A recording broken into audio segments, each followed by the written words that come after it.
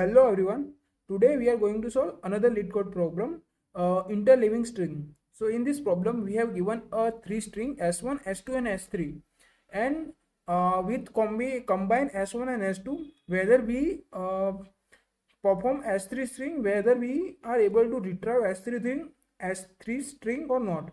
So as a example number one, let me take another example. This is pretty good. So sorry. A, B, C, B, C, D. So these are two strings, and whether we can perform this string A, B, C, C, D. So we have to tell whether we can perform this string, generate this string using this S1 and S2. So how we are going to solve this problem? So let's take use partition of this problem. So now let's part this problem. So whether we will start from we will use pointer I1, I2 and I3. This is I1 pointer, the I2 pointer and I3 pointer. Okay, let me erase this. Sorry, it's not. I3 pointing over here, I1 pointing over here, I2 pointing over here. Let me rewrite this I2 also. Okay, so now we will check whether first character I1's character or I3 character are same or not. If these two characters are same, then we'll increment I1 and I3. And if these two characters are not same, then we will check whether I2 and I3 character are same or not. So let's do this. We will check whether for I1, B for I2, and C pointing to the I3. A pointing to the I3. Now we will check whether these two characters are same or not. So these two characters are same. So we will just simply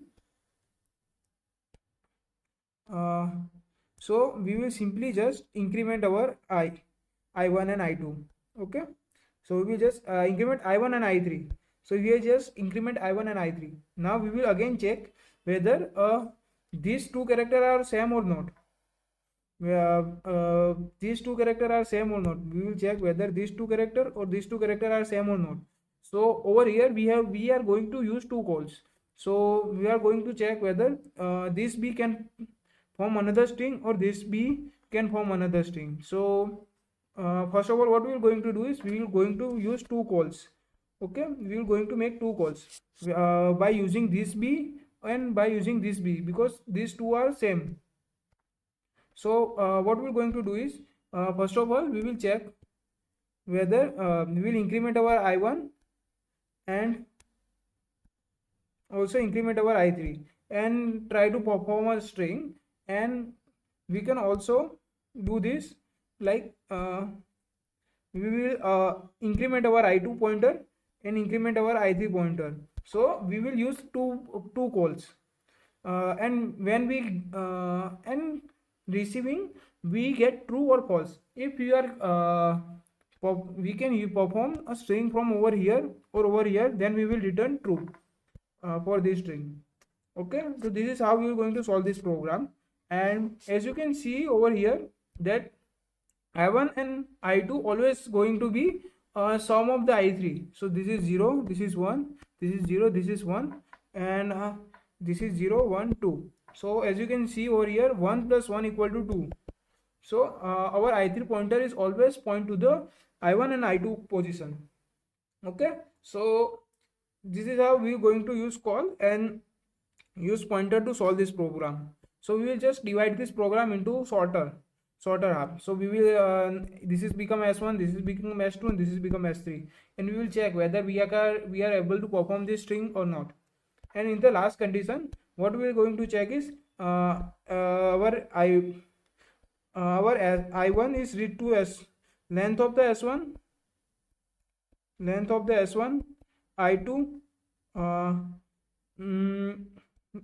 S2 read to the length of the S2, I2 read to the length of the S2, then we will just simply return true. So this is for base case when we have reach to the end of our string. So this is how we are going to solve this program. So let's write a code for this problem. So now let's write a code. So I will create a function dfs, and in which I will accept two pointers I and j. Okay, let me rewrite this I1 and I2. Okay, we are going to iterate through, we are going to call, as I can show you in a movie, if our I1 is become length of S1 and I2 is equal to length of S2, then we will just simply return true, else we will return false. Else we check the condition. If I1 is less than S1, I1 is less than S1, and S of I1 is equal to S3 of I1 plus I2, then we will just a second. Okay, then and if this is the true, then we will call the our dfs function and check for I plus 1 string I1 and I2. If this will give us true, then we will just simply return true. Okay, this, if this is not the case, if we will check whether I2 less than len of h2 and h2, here I have to write s1, and I2 is equal to s3 of I1 plus I2, then we will call dfs function for I1 I2 plus 1. Okay, this is our code, and if these all conditions are true, then we will just simply return true, and at the end just call return dfs of 0 0. Okay, but here we are going to use unnecessary calls. So for the unnecessary calls, what I am going to do is I will create a dp array, dp dictionary, and I will just going to store a values over here, and here I have to forget to write a false. So what I am going to do is, if I will just adding a ij value to our dp. So using this, we will not use, we will just use string unnecessary calls. We are just reduce the unnecessary calls by using these two statements. So whenever we check that I and j, we already proceed this value and we already go through this tree, then we will just simply return false. So this is how it will going to be. Let's run this code for any compilation error.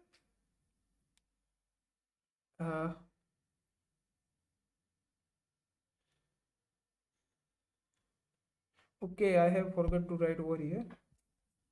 Sorry, I1 over here I2, and I also forgot to write over here if I1 and I2 in dp, then we will just simply return dp I1 and I2. So we will already, by using these statements, we will not pre-compute, we already have computed, means we will reduce the unnecessary calls which we have already computed the values. We will reduce these calls. Let's run this code for any compilation error. Okay, let's submit this code. So this program use n time complexity is n square, and space complexity is also n square. Here also we have to use another condition, like if len of s1 plus len of s2 is not equal to s3, len of s3,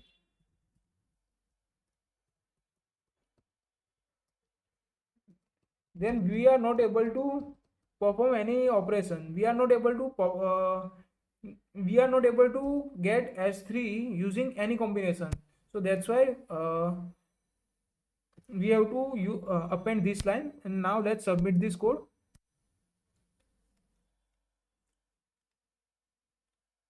So as you can see over here, running perfectly fine. Thank you for watching this video.